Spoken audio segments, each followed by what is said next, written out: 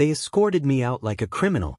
Security guard watching as I emptied my desk into a cardboard box. 15 years of loyalty, gone in a 10-minute meeting. My CEO, the man I'd saved from bankruptcy twice, looked me in the eye and said, "It's just business, nothing personal." He was slashing payroll to boost quarterly numbers before selling the company. What he didn't know, buried in page 47 of my employment contract, was a clause his lawyer missed.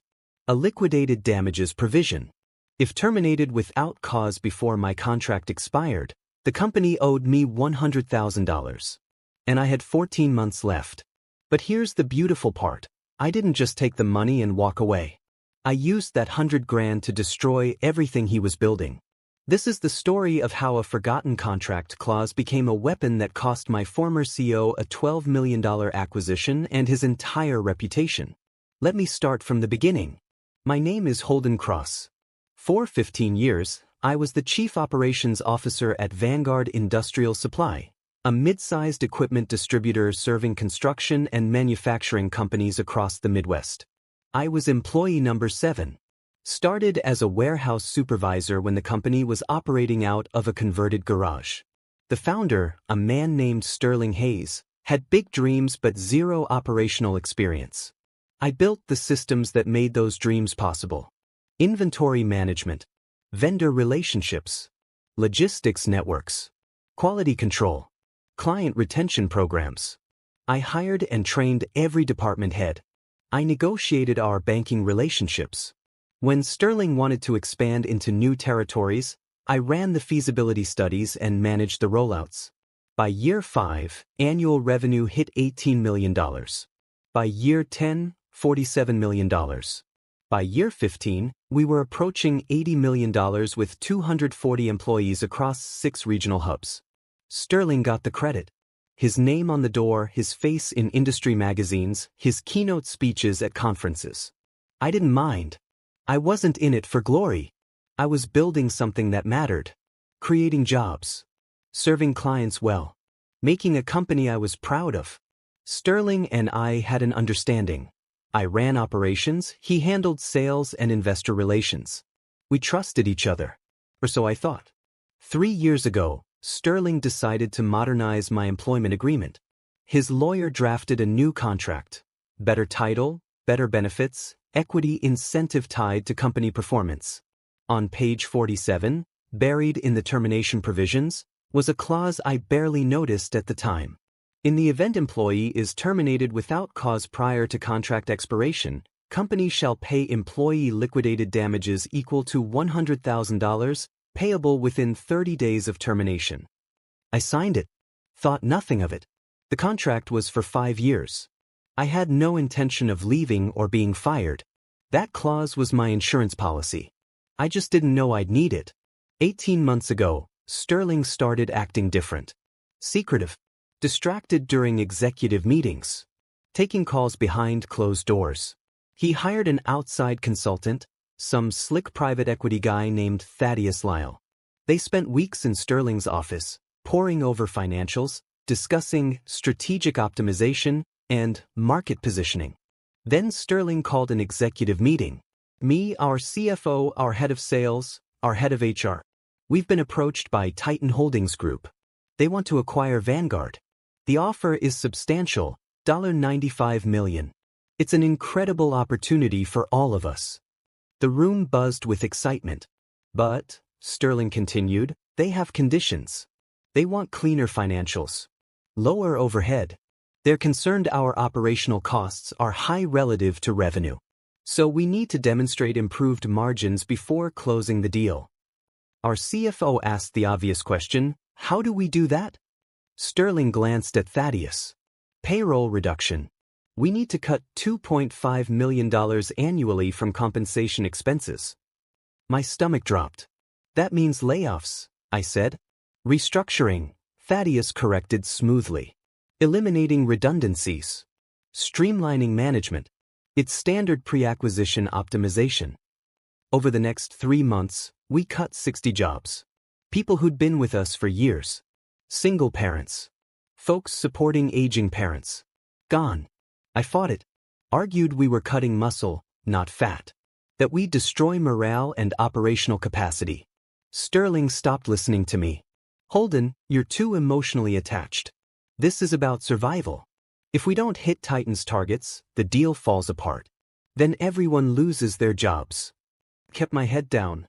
Did what I was told. Hated myself for it. Then came the final executive meeting. For months ago. Tuesday morning. Sterling called me into his office. Thaddeus was there. And HR Director Nina Frost. And a security guard I didn't recognize. My throat tightened. Holden, sit down, Sterling said. His voice was flat. Rehearsed. We've completed our operational assessment. Titan Holdings has made it clear they're bringing in their own COO post-acquisition. Someone with experience scaling companies to $200 million and beyond. Given that, it doesn't make financial sense to retain your position through the transition. I stared at him. You're firing me. We're restructuring your role. Effective immediately. After 15 years? After I built this company with you? Nina slid a folder across the desk. Your severance package. 2 weeks' pay. Continued health coverage for 60 days. We're also offering a non-disparagement agreement. If you agree not to speak negatively about the company, we'll add an additional $10,000. 2 weeks' pay. For 15 years. This is a cost-cutting move, I said slowly. You're eliminating my salary to pad the margins before the sale.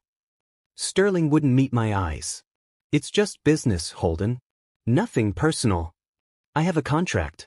14 months left. Thaddeus spoke up, voice slick as oil. Your contract allows termination at will with appropriate severance, which you're receiving. We've had legal review it thoroughly. Did you review all of it? He blinked. I'm sorry.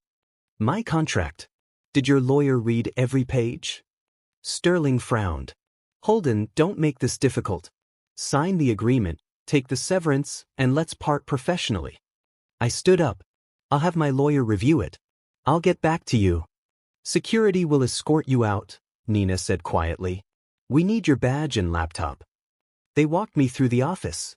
Past people I'd hired, trained, mentored. Nobody made eye contact. I left with a cardboard box and a burning rage in my chest. That night, I sat in my home office and read my contract. Every single word. Page 47. Termination provisions. Employee may be terminated at will by company for cause, defined as gross negligence, fraud, criminal conduct, or material breach of contract. If terminated without cause prior to contract expiration, company shall pay employee liquidated damages equal to $100,000, payable within 30 days. They'd fired me without cause. They couldn't claim negligence or breach. I'd done my job flawlessly for 15 years. Under the contract, they owed me $100,000. I called my lawyer first thing Wednesday morning. She was a sharp woman named Iris Pemberton who'd handled my contract negotiations 3 years ago. Holden, this is crystal clear. They owe you liquidated damages. Did they pay it? No. They offered 2 weeks severance and $10,000 to sign a non-disparagement agreement. She laughed.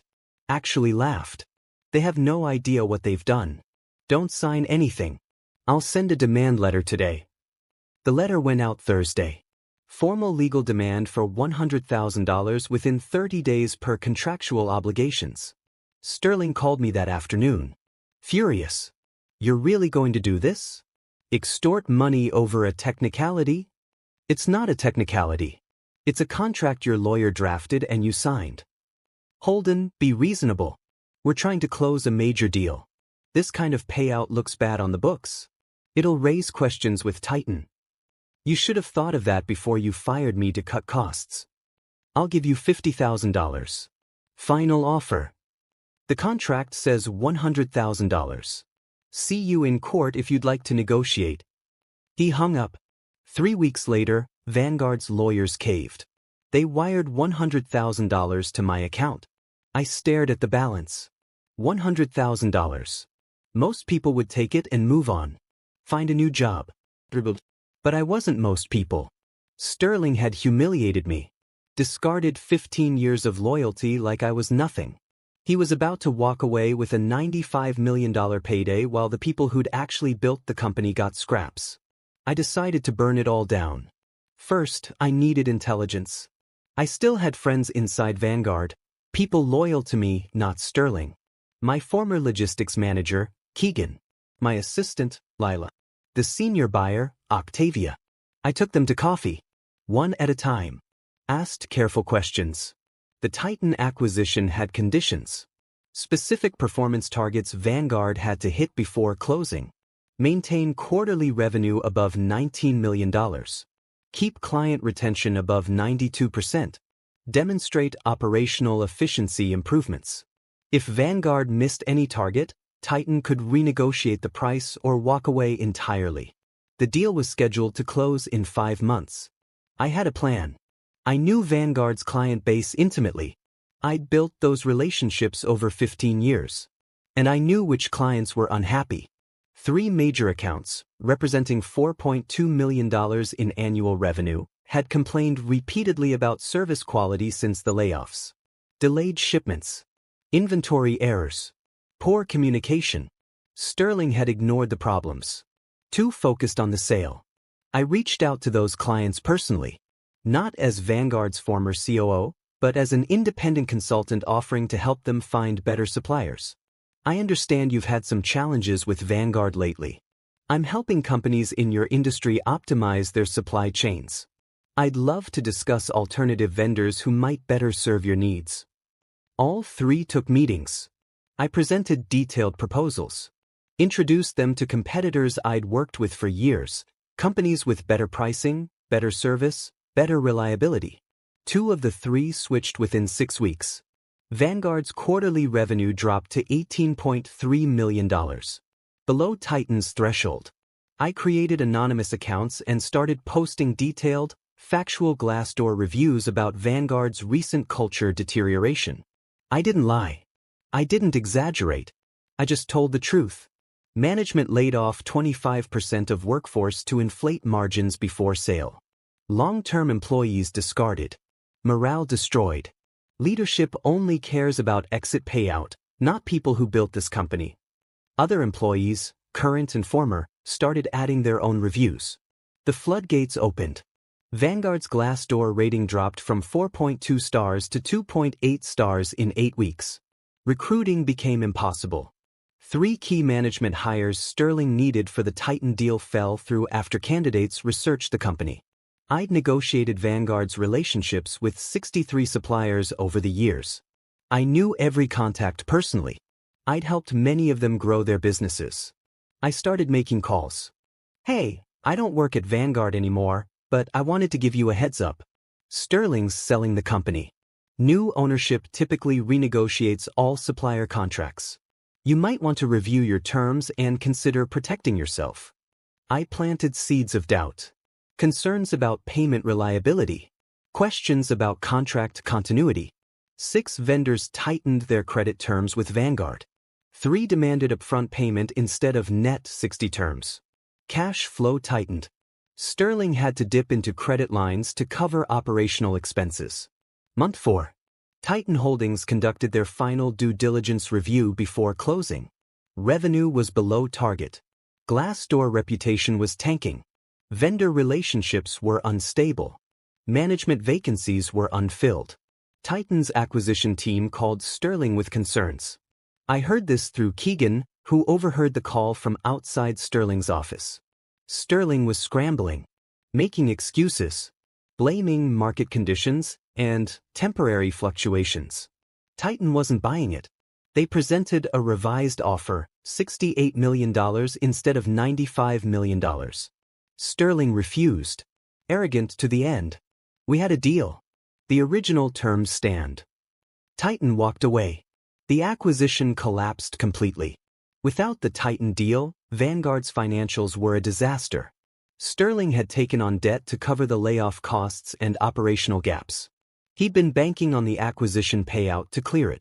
Now he was stuck with a company hemorrhaging revenue, damaged reputation, and angry creditors. Within 2 months, he was forced to take a different acquisition offer. A vulture equity firm that specialized in distressed companies. Their offer, $34 million. Sterling, who'd been expecting a $95 million payday that would have netted him $70 million personally after investors and debt, walked away with $18 million. He lost $52 million because he tried to save $150,000 by firing me. While Sterling's company crumbled, I used my $100,000 payout and 15 years of industry knowledge to launch my own industrial supply consultancy.